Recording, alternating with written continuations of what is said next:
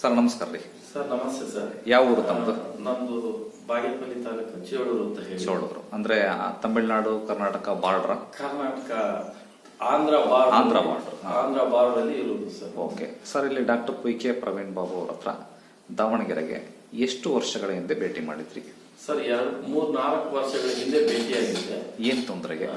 ಬೆನ್ನು ನೋವು ವಿಚಾರದಲ್ಲಿ ಬಂದಿದ್ದೆ ಸರ್. ಎಷ್ಟು ವರ್ಷಗಳಿಂದ ಅನುಭವಿಸ್ತಾ ಇದ್ರಿ? ಸರ್ ಇದು ಸಾಧಾರಣ ಒಂದು 5-6 ವರ್ಷಗಳಿಂದ ಬೆನ್ನು ನೋವು ಅನುಭವಿಸ್ತಾ ಇದ್ದೆ. ಈ ಬೆನ್ನು ನೋವು ಇರುವಾಗ ಕೊನೆ ಸ್ಥಿತಿಯಲ್ಲಿ ಎಲ್ಲಿ ತನಕ ಬಂತು ಅಂತ ಹೇಳಿದ್ರೆ ನಡಿಲಿಕ್ಕೂ ಆಗದೆ ಇರುವಂತ ಪರಿಸ್ಥಿತಿ ನನಗೆ ನಿರ್ಮಾಣ ಆಯ್ತು. ಬೆಂಗಳೂರಲ್ಲಿ ಸಾಕಷ್ಟು ಆಸ್ಪತ್ರೆಗಳಿಗೆಲ್ಲ ಭೇಟಿ ಕೊಟ್ಟೆ. ಒಳ್ಳೆ ಹೆಸರು ಯಾವ ಹಾಸ್ಪಿಟಲ್ ಹೆಸರು ಹೇಳಬೇಡ್ರಿ, ಯಾವ ಡಾಕ್ಟರ್ ಹೆಸರು ಹೇಳಬಾರ್ದು. ಹೆಸರು ಪಡೆದಿರುವಂತಹ ಆಸ್ಪತ್ರೆಗಳಿಗೆಲ್ಲ ಭೇಟಿ ಕೊಟ್ಟೆ. ಅವರೆಲ್ಲ ಸರ್ಜರಿ ಆಗ್ಬೇಕು, ಸರ್ಜರಿ ಮಾಡ್ಬೇಕು ಅನ್ನುವಂತ ರೀತಿಯಲ್ಲಿ ಹೇಳ್ತಾ ಬಂದ್ರು. ಆ ಸಮಯದಲ್ಲಿ ನಿಮ್ಮ ಹತ್ರ ಬರ್ಬೇಕು ಅಂತ ಮನಸ್ಸಾಯ್ತು. ಅಲ್ಲಿಂದ ಮತ್ತೆ ತಿರುಗಿ ಇಲ್ಲಿಗೆ ಬಂದೆ. ಇಲ್ಲಿ ಬಂದ ನಂತರ ಒಂದು ಟ್ರೀಟ್ಮೆಂಟ್ ಇಲ್ಲಿಂದ ತಗೊಂಡು ಹೋದೆ. ನಾಭಿ ಚಿಕಿತ್ಸೆ ಮಾಡಿದ್ರೆ, ನಾಭಿ ಚಿಕಿತ್ಸೆ ಮಾಡಿದ ನಂತರ ಚಿಕಿತ್ಸೆ ತಗೊಂಡು ಹೋದ ನಂತರ ನೀವು ಚಿಕಿತ್ಸೆ ಕೊಡುವಾಗಲೇ ನಮ್ಗೆ ಒಂದು ಮಾತು ಹೇಳಿದ್ರೆ 1 ತಿಂಗಳ ನಂತರ ನೀವು ಬರುವುದು ಬೇಕಿಲ್ಲ ಇಲ್ಲಿಗೆ ಅನ್ನುವಂತ ಮಾತು ಹೇಳಿದ್ರೆ, ಮತ್ತೆ 1 ತಿಂಗಳ ನಂತರವೂ ಬೆನ್ನು ನೋವು ಸ್ವಲ್ಪ ಕಾಡ್ತಾ ಇತ್ತು ನನಗೆ. ನಾನು ಆ ಸಮಯದಲ್ಲಿ ನಿಮ್ಗೆ ಫೋನ್ ಮಾಡಿ ಕೇಳಿದೆ, ಹೀಗೆ ಬೆನ್ನು ನೋವಿದೆ ಅಂತ ಹೇಳಿ.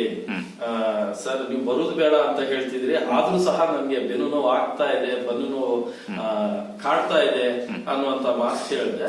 ಆ ಸಮಯದಲ್ಲಿ ನೀವು ವಿಚಾರ ಏನ್ ಹೇಳಿದ್ರೆ, ನಾನು ಕೊಟ್ಟಂತಹ ಟ್ರೀಟ್ಮೆಂಟ್ ಅನ್ನೇ ನೀವು ಕಂಟಿನ್ಯೂ ಮಾಡಿ, 1 ತಿಂಗಳು 2 ತಿಂಗಳು ಅಂತ ಹೇಳಿ ಕಂಟಿನ್ಯೂ ಮಾಡಿ ಅಂತ ಹೇಳಿದೆ.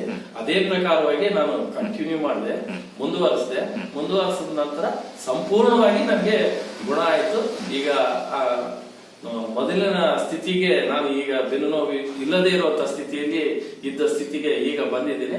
ಮೊದಲು 1 kg ಭಾರ ಎತ್ತಲಿಕ್ಕೂ ಬಹಳ ಸಮಸ್ಯೆ ಆಗ್ತಿತ್ತು. ಬೆನ್ನು ನೋವು ಕಾಡ್ತಾ ಇರುವಾಗ 1 kg ಒಂಚೂರು ಭಾರ ಎತ್ತಲಿಕ್ಕೂ ಕಷ್ಟ ಆಗ್ತಿತ್ತು, ನಡಿಲಿಕ್ಕೂ ಸಮೇತನು ಹೆಜ್ಜೆ ಹಾಕ್ಲಿಕ್ಕೂ ಕಷ್ಟ ಆಗ್ತಿತ್ತು.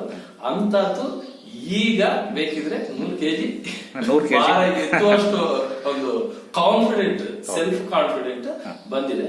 ಆದ್ರೂ ನನ್ನ ಒಂದು ಆಹಾರ ವಿಚಾರಗಳಲ್ಲಿ ನಾನು ಜಾಗ್ರತೆ ವಹಿಸಿಕೊಳ್ತಾ ನೀವು ಹೇಳಿದ ರೀತಿಯಲ್ಲಿ ಕೆಲವು ಪಥ್ಯ ವಿಚಾರಗಳನ್ನ ಅನುಸರಿಸಿಕೊಂಡು ಜಾಗ್ರತೆ ವಹಿಸಿಕೊಂಡು ಮುಂದುವರಿಸ್ತಾ ಇದ್ದೀನಿ.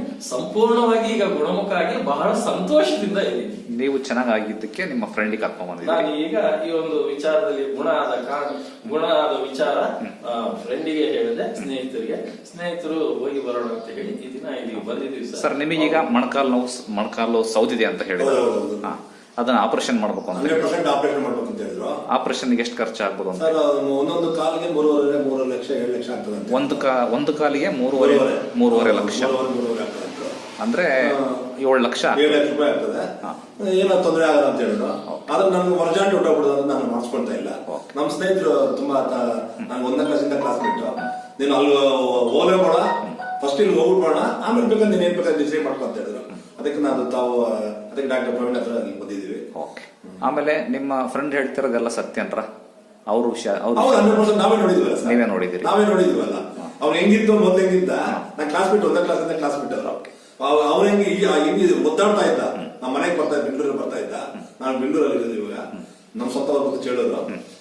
ಅಲ್ಲಿ ಬಂದು ನೋಡ್ತಾ ಇದ್ರೆ ಅವ್ರು ನೋಡೋ ಇದು ಚೆನ್ನಾಗಿದೆ ಇರಲಿಲ್ಲ. ಏನಪ್ಪ ಇಷ್ಟು ಒದ್ದಾಡ್ತಾವನೆ ಅಂತ ಇದು ಅನಿಸ್ತಾ ಇತ್ತು. ಇವಾಗ ನೋಡಿದ್ರೆ ಸೂಪರ್ ಕಾರೆಲ್ಲ ಅವರೇ ಓಡಿಸ್ಕೊಂಡ್ ಬರ್ತಾನೆ. ನಾವು ಕಾರೇನು ಮುಟ್ಲೇ ಇಲ್ಲ, ಅವರೇ ಓಡಿಸ್ಕೊಂಡು ಬೆಂಗಳೂರಿಂದ ಅವರೇ ಡ್ರೈವಿಂಗ್ ಮಾಡಿದ್ರು. ತುಂಬಾ ಚೆನ್ನಾಗಿದೆ, ಆರಾಮ ಇದು ಮಾಡಿದ್ರೆ. ಅದಕ್ಕೆ ಇಲ್ಲಿ ಬಂದಿದ್ದೀವಿ ಇವಾಗ. ಆಮೇಲೆ ಡಾಕ್ಟರ್ ಲಂಚ ಕೊಟ್ಟು ಈ ತರ ಹೇಳಿ ಅಂತ ಹೇಳ್ತಾ ಇದಾರೆ ಸರ್? ಯಾವುದೇ ಏನಿಲ್ಲ, ಇದು ಮನಸ್ಪೂರ್ವಕವಾಗಿ ಹೇಳುವಂತ ಮಾತುಗಳು, ಹೇಳಿಕೆಗಳು. ಇದರಲ್ಲಿ ಯಾವುದೇ ವಿಧವಾದ ಆಮಿಷ, ಮತ್ತೊಂದು ಆಸೆ, ಮತ್ತೊಂದು ಏನೂ ಇಲ್ಲ. 100ಕ್ಕೆ 100 ಭಾಗವು ಇದರಲ್ಲಿ ಸತ್ಯಾಂಶವನ್ನ ಹೊರಗೆ ಹೇಳ್ತಾ ಇರುವಂತ ವಿಧಾನ, ಸಂತೋಷದಿಂದ ಹೇಳ್ತಾ ಇರುವಂತಹ ವಿಧಾನ. ಒಳ್ಳೇದಾಗ್ಲಿ. ನಿಮ್ಮ ಖುಷಿಯಲ್ಲೇ ನಮ್ ಖುಷಿ.